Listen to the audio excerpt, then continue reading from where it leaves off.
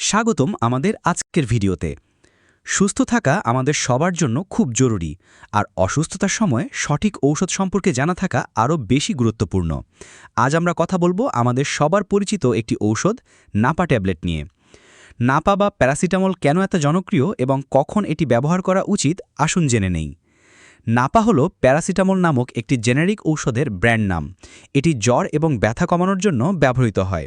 এটি একটি অ্যানালজেসিক অর্থাৎ ব্যথানাশক এবং অ্যান্টিপাইরেটিক অর্থাৎ জ্বর কমানোর ঔষধ হিসেবে কাজ করে। নাপা যেসব ক্ষেত্রে সাধারণত ব্যবহৃত হয়, জ্বর, যে কোনো ধরনের জ্বর কমাতে নাপা অত্যন্ত কার্যকর। মাথা ব্যথা, সাধারণ মাথা ব্যথা থেকে শুরু করে মাইগ্রেনের হালকা ব্যথা কমাতেও এটি ব্যবহৃত হয়। শরীর ব্যথা, পেশি ব্যথা, জয়েন্টের ব্যথা এবং ফ্লুয়ের কারণে সৃষ্ট শরীর ব্যথায় আরাম দেয়। দাঁত ব্যথা, দাঁতের হালকা থেকে মাঝারি ব্যথা উপশমে এটি সহায়ক। মাসিকের ব্যথা, মহিলাদের মাসিকের সময় হওয়া ব্যথা কমাতেও এটি সাহায্য করে। অস্ত্রোপচার বা টিকার পরবর্তী ব্যথা, অস্ত্রোপচারের পর বা শিশুদের টিকা দেওয়ার পর যে ব্যথা বা জ্বর হয় সেটি কমাতেও নাপা ব্যবহার করা হয়। নাপার সঠিক ডোজ প্রাপ্তবয়স্কদের জন্য। ঔষধের সঠিক ডোজ জানা খুবই জরুরি। ডোজের ভুল ব্যবহারে পার্শ্বপ্রতিক্রিয়া দেখা দিতে পারে বা ঔষধ কার্যকর নাও হতে পারে। প্রাপ্তবয়স্কদের জন্য নাপা 500 মিলিগ্রাম এর সাধারণ ডোজ।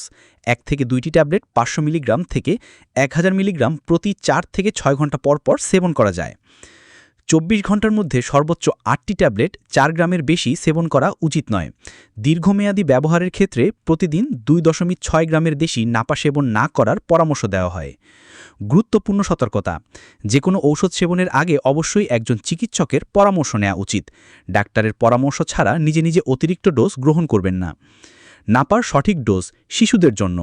শিশুদের ক্ষেত্রে নাপার ডোজ তাদের বয়স এবং ওজনের ওপর নির্ভর করে।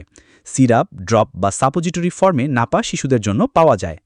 শিশুদের জন্য নাপা প্যারাসিটামলের কিছু সাধারণ ডোজ নির্দেশিকা: 3 মাস পর্যন্ত শিশু 10 মিলিগ্রাম প্রতি কেজি শরীরের ওজন অনুযায়ী দিনে 3 থেকে 4 বার।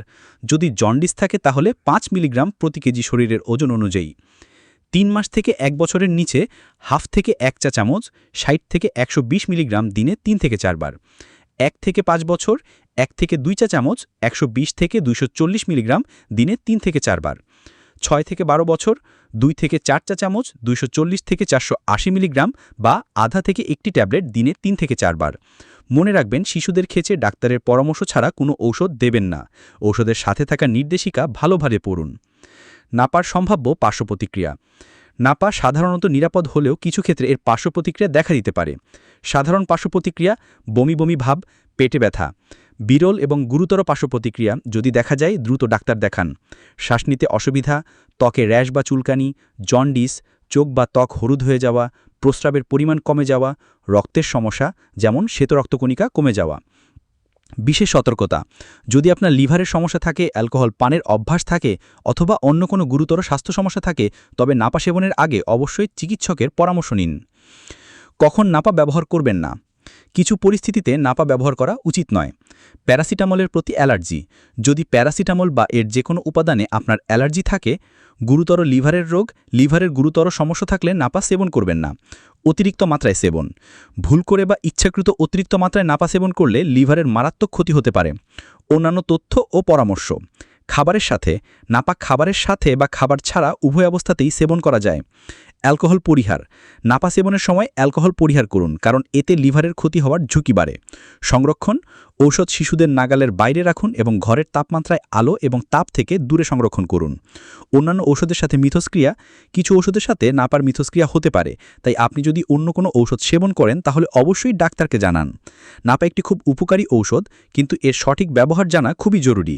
মনে রাখবেন, যে কোনো ঔষধ সেবনের আগে একজন যোগ্য চিকিৎসকের পরামর্শ নেওয়া সবচেয়ে বুদ্ধিমানের কাজ। নিজের অসুস্থতার জন্য নিজে নিজে ভুল চিকিৎসা করা থেকে বিরত থাকুন। সুস্থ থাকুন, নিরাপদ থাকুন।